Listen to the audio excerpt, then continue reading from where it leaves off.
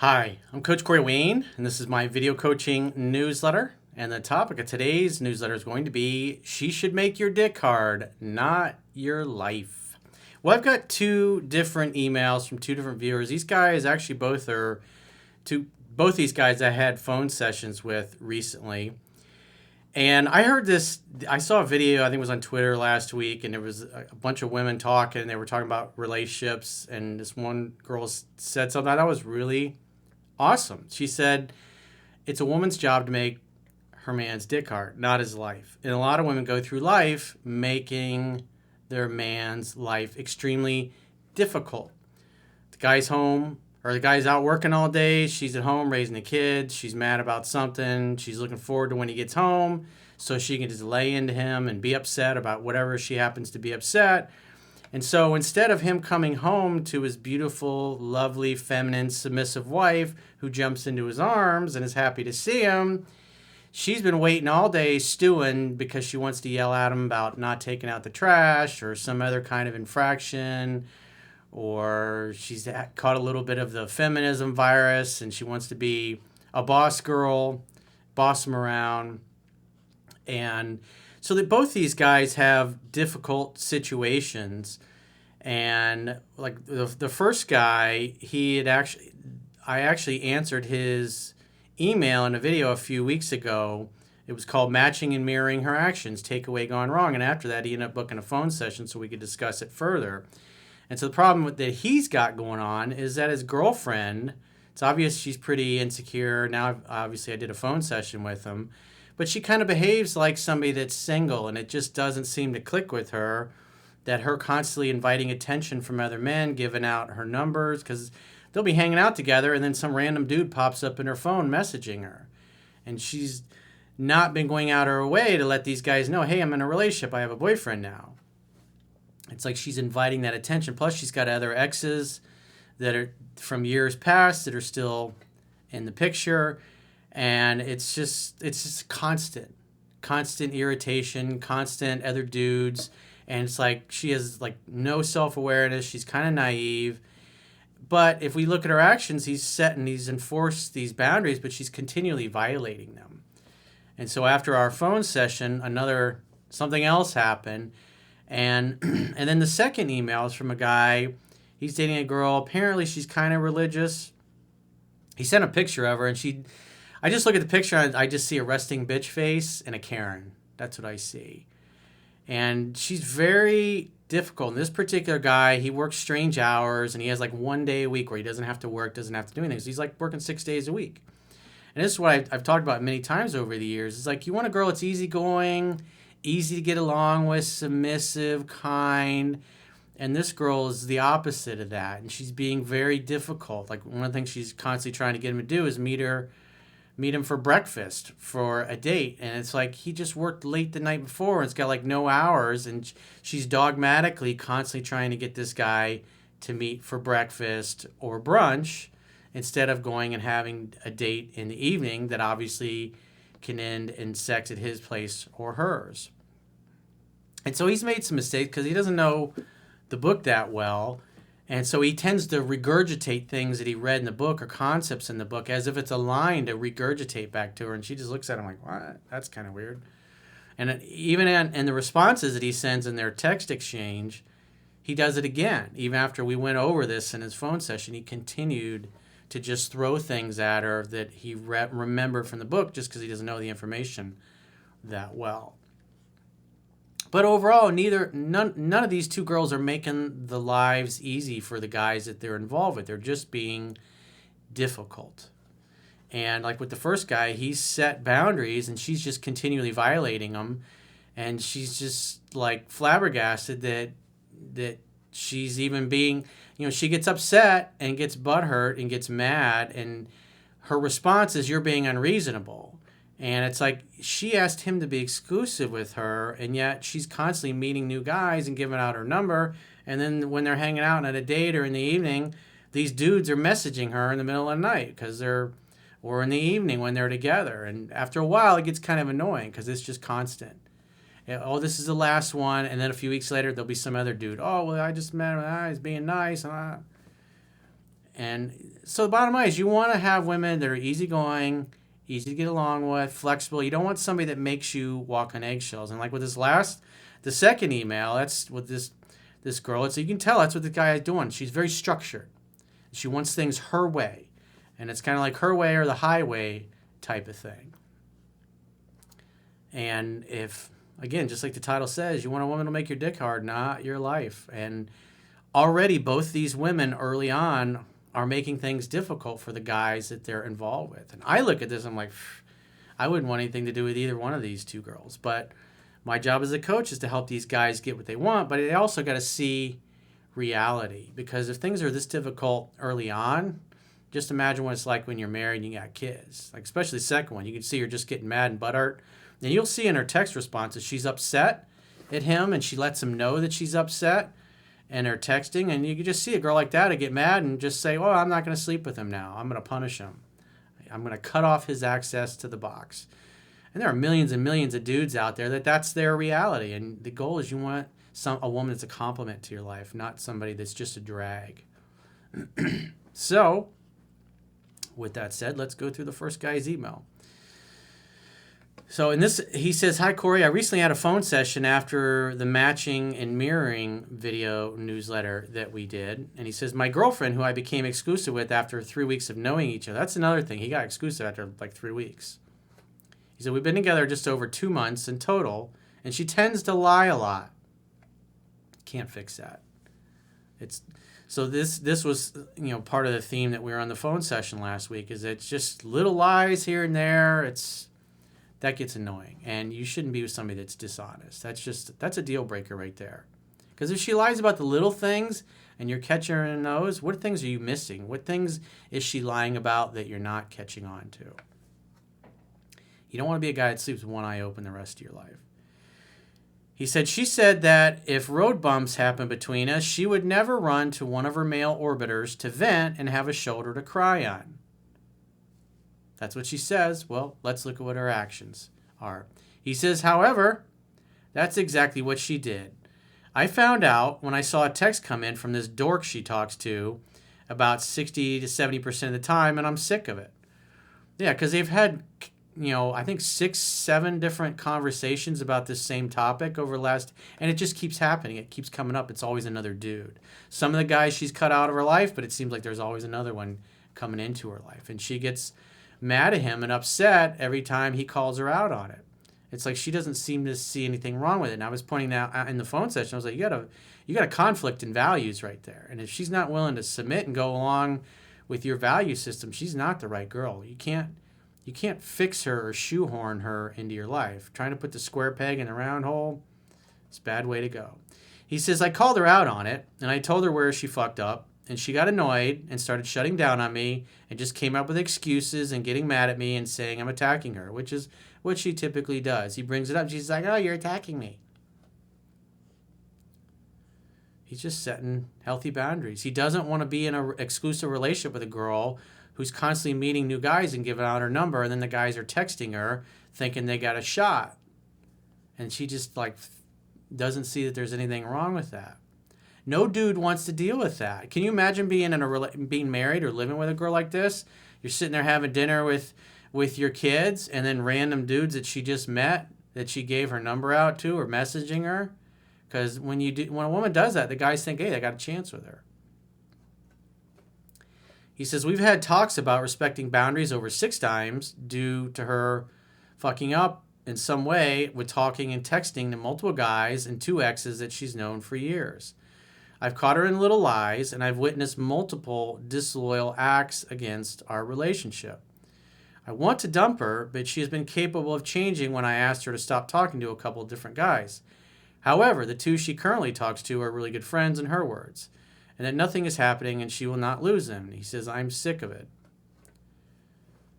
So if she's not going to respect your boundaries, I went over this in the phone session with, it's like, you either are going to accept that she's constantly got to be giving out her number to other guys, because it doesn't appear that anything is changing, and it looks like even after we had our phone session, it happened again.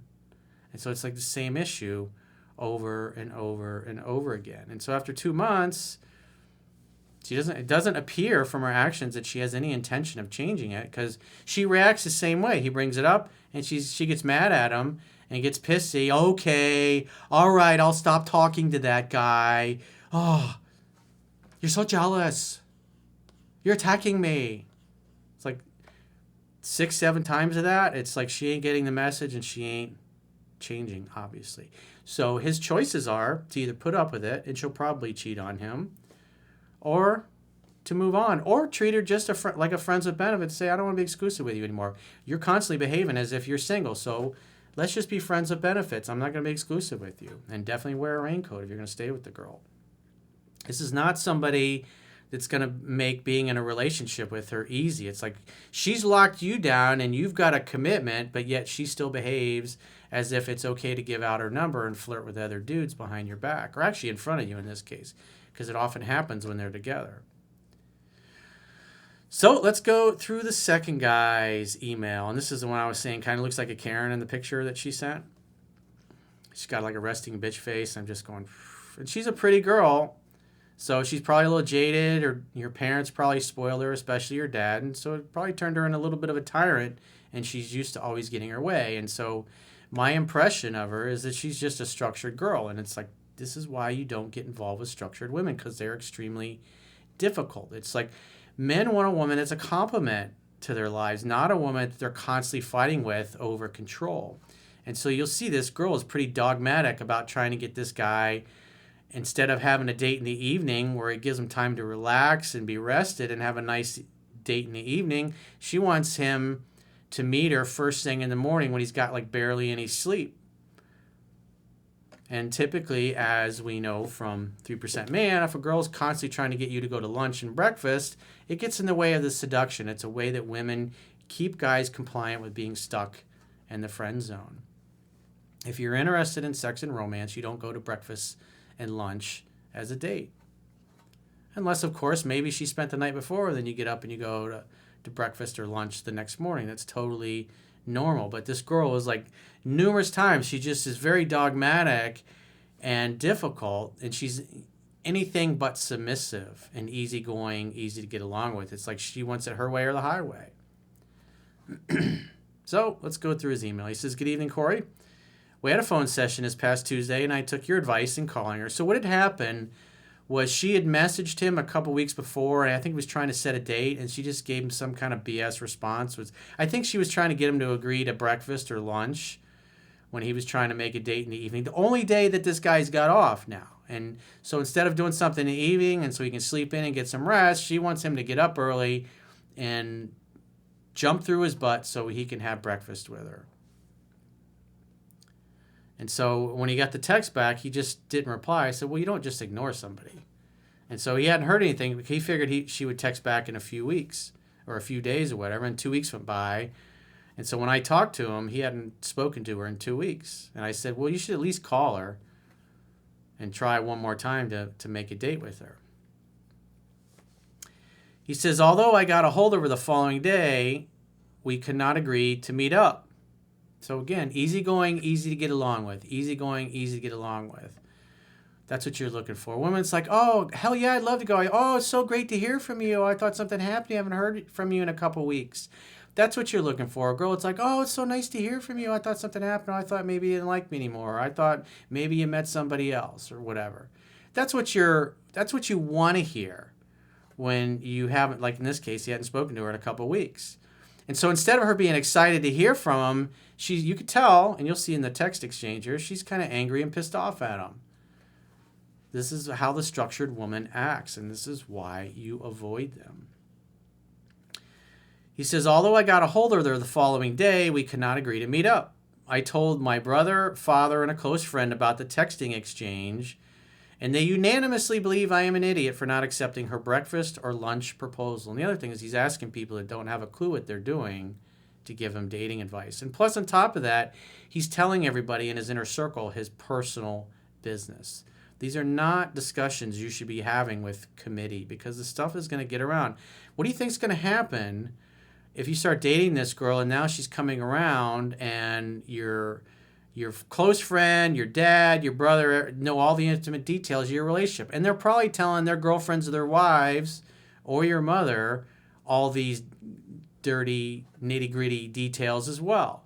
And so now your girl comes over and then somebody's trying to be helpful and they're going to say things that are going to make you look weak or make you look bad. And then she's going to wonder, why is it everybody in your family knows all of our personal business? This is why I say read the book 10 to 15 times. This was the guy's problem. He's been following me for several years, but just did a half-assed job, cherry-picked, thumbed through the book once or twice, and doesn't really know what he's doing. He says they insist I call and apologize to her and agree to meet her for breakfast tomorrow. My friend's rationale is that this girl is a traditional Catholic and this current approach is futile and contrary to her beliefs. Well, she's trying to get this guy to meet for breakfast or lunch because there's going to be no kissy poo. It strictly can be platonic. And she controls how things go. This is why you date. This is part of the vetting process. Is she flexible? Is she easygoing, easy to get along with?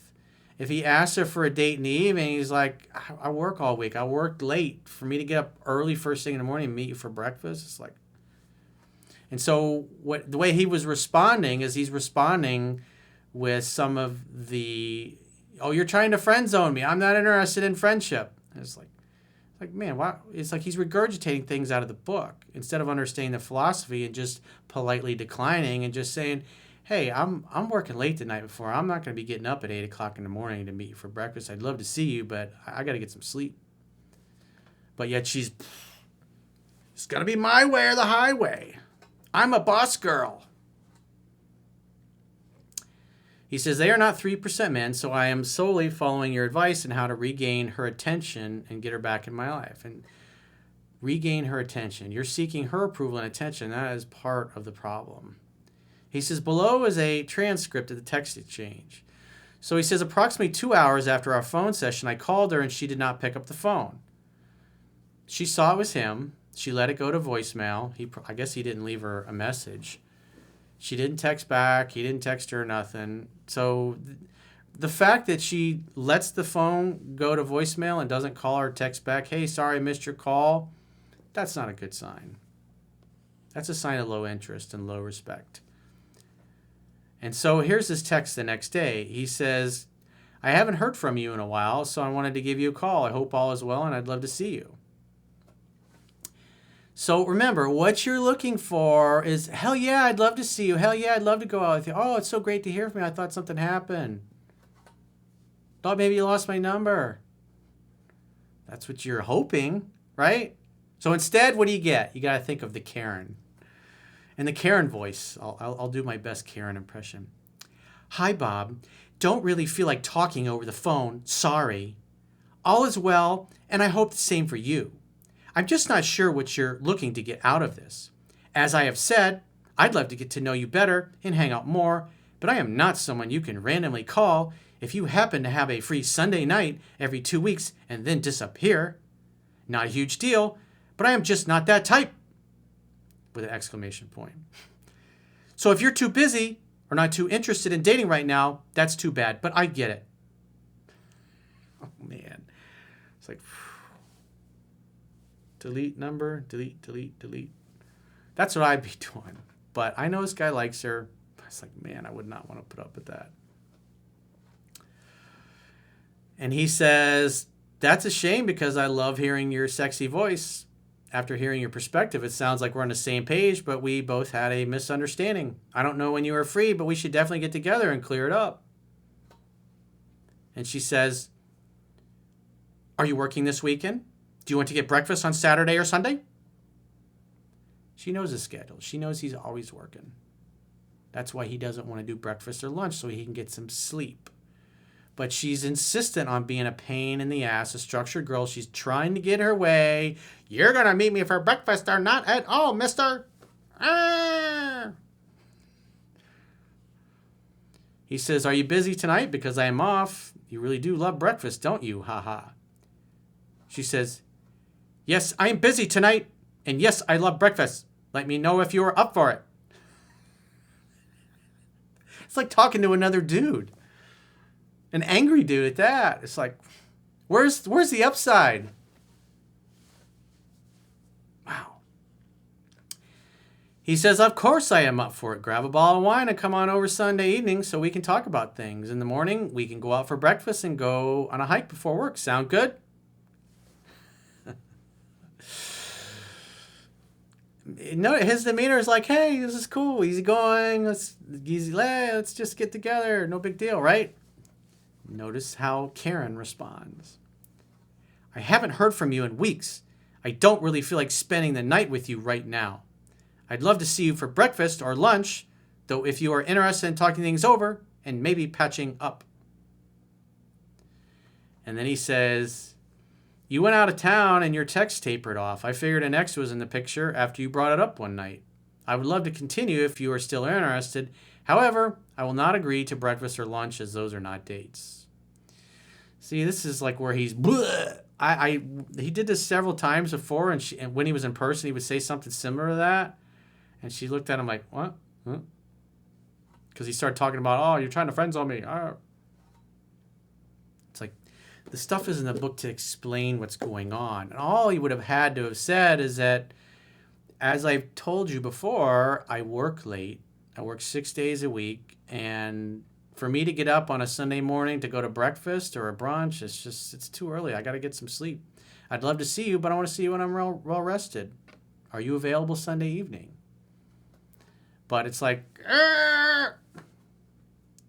So I would imagine after he sent that last response, he probably heard nothing from her. She probably just, because she's used to getting her way. She's a boss girl, and she'll probably be a future cat lady.